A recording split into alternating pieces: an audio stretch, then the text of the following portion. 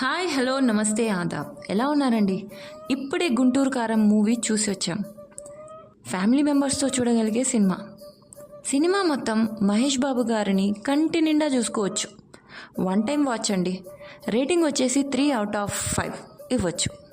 మరీ నెగిటివ్గా చెప్పేవాళ్ళు త్రివిక్రమ్ గారి మీద హోప్తో వెళ్ళింటారు.